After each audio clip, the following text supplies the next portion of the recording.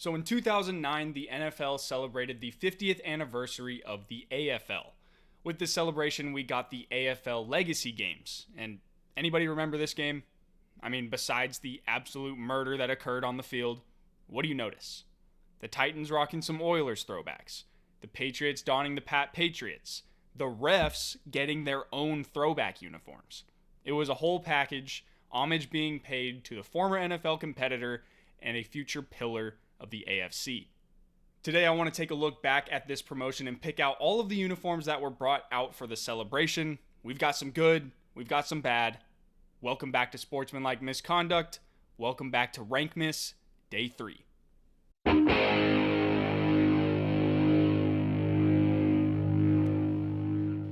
What's going on, guys? Welcome back to Sportsmanlike Misconduct. Sorry that this video came out a little bit later. I anticipated getting it up yesterday, but some unforeseen circumstances came, and I'm not sure if you guys watched the last Rank Miss video, but if you saw the little guy on the bed back there, we had to take him into the hospital last night, and he spent the night. So quick shout out to the little chai guy.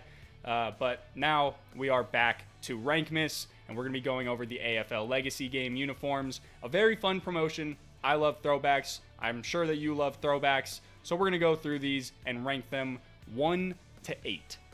There were only 8 teams. Those 8 teams were the Patriots, Bills, Jets, Titans, Raiders, Chiefs, and the Chargers. All of these teams were AFL originals. The Dolphins were like semi-included in this, but they didn't really change up their uniform at all. So we're not going to include the Dolphins on this list. But all of the teams that were included on the list, they all had a home and away variance of their uniform, so a white and a color. And we're not going to go through every single one. We're just going to be ranking them as a duo together, and that's going to decide the ranking. Will that skew some of the rankings? Will that move some teams higher, some teams lower? You're about to find out.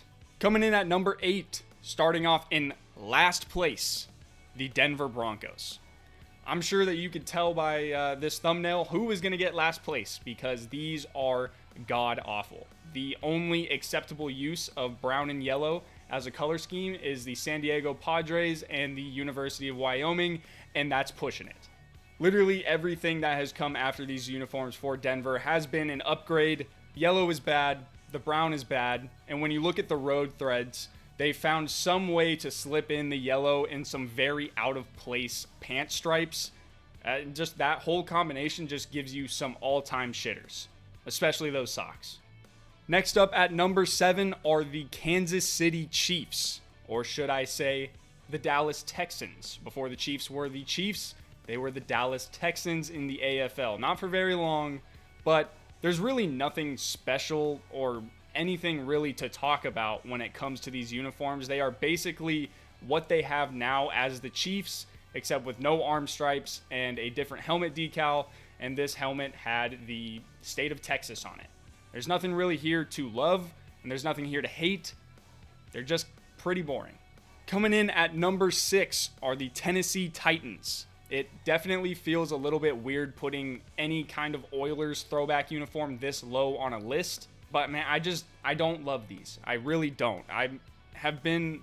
Maybe I've been a little bit hard on these in the past. I just can't really get behind this specific blue helmet that the Oilers would wear. It has no red included in it at all.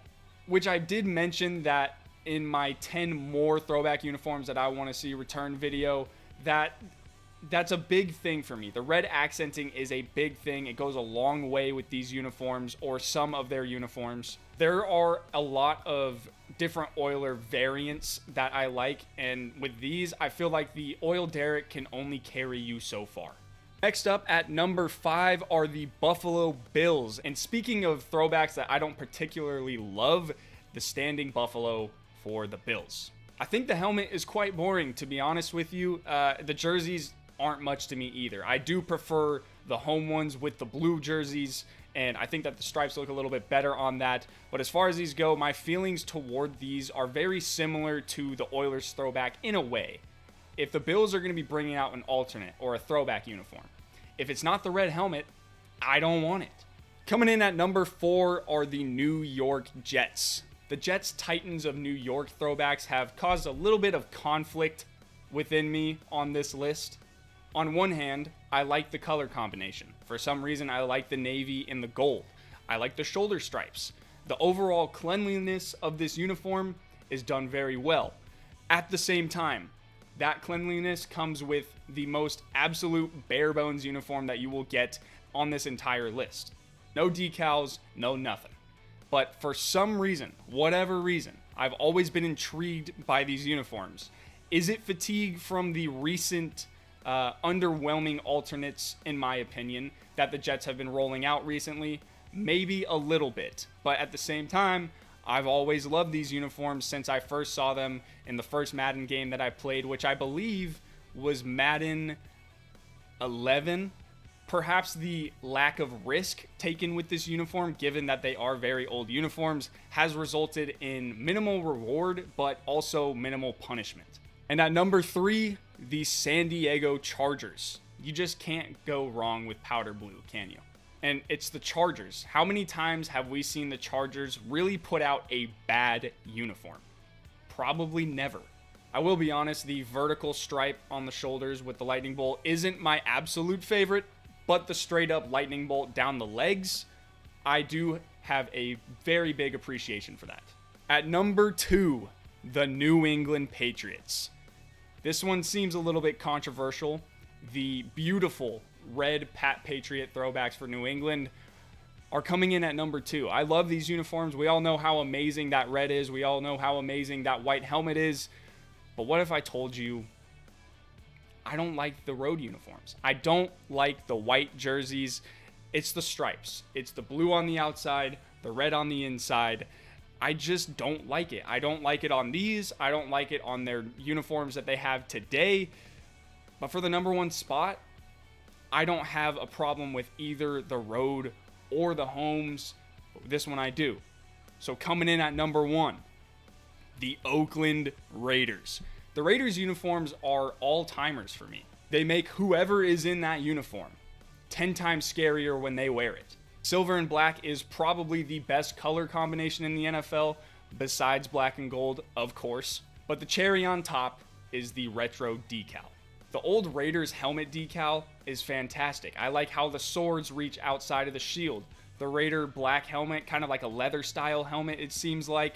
I like that a lot too. And I think that it meshes very well with the uniforms that they had at the time. Yes, the home jersey is the same. It's just black with silver numbers. But the road ones have the white jersey, silver number, black outline, silver pants. It all goes together amazing. I truly believe that this is a perfect balance of silver, white, and black. Las Vegas. I know you're not Oakland anymore, Las Vegas. Please bring these back. Somehow, some way, in full capacity. Not just the jersey. I want the pants. I want the helmet. These are perfect.